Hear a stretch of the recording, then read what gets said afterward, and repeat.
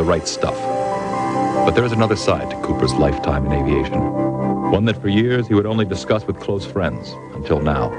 It involves his personal encounters with UFOs.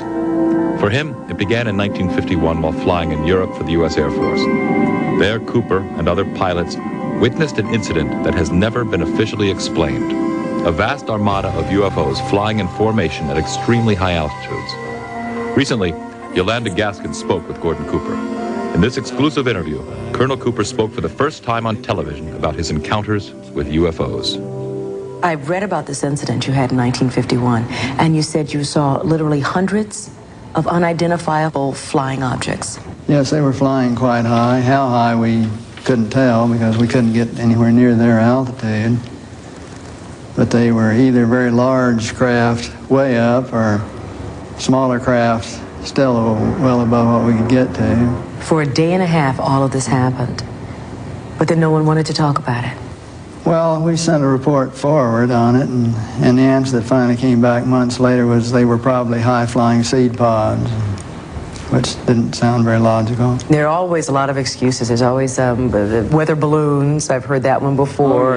In 1951, you couldn't even get close to the things that were flying overhead. You or anyone else that was flying. They were faster, higher. 6 years later, Cooper again encountered a UFO. This one definitely was not a weather balloon. While supervising flight testing in Edwards Air Force Base, his military camera crew actually filmed an unidentified saucer-shaped object landing near the site. As they were sitting there filming, a little saucer came from, I say little saucer, it was a saucer, came flying over their heads, put down 3 little landing gear and landed right out on the dry lake bed. And they picked up their cameras and started over toward it, filming as they went. And when they got in fairly close to it, it lifted up, put the gear back in the wheel wells, tipped up, and took off at a great rate of speed.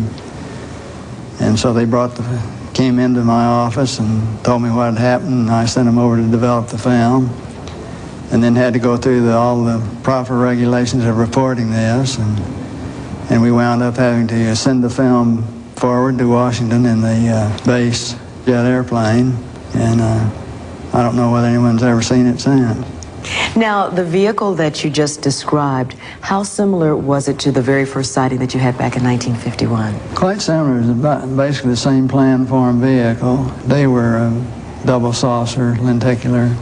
But if you're going to be going in and out of atmospheres like Earth or other places might have, you certainly need a little more aerodynamic type of vehicle.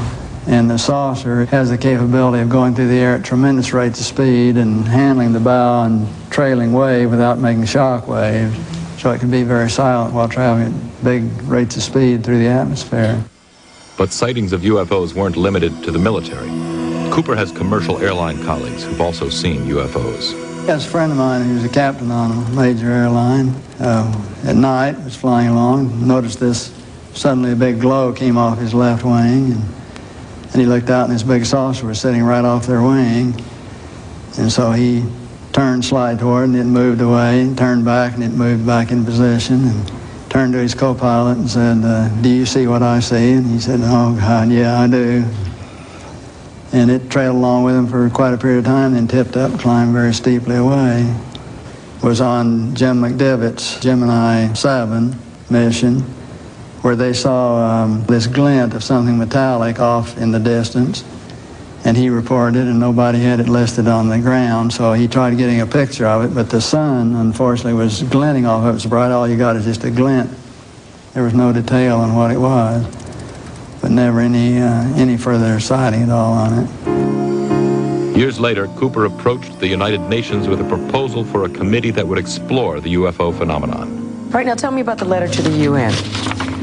Well, the letter to the UN was in conjunction with a meeting that I had with Kurt Waldheim and the Security Council of the UN to try to encourage the UN to establish a committee to start comparing notes and data and information and to really look into all of this from an unbiased, neutral point of view.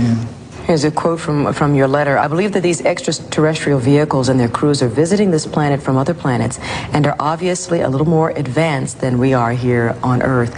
And are you saying that's exactly why governments have been trying to keep this information private, because of that obvious advancement? Very possibly, right.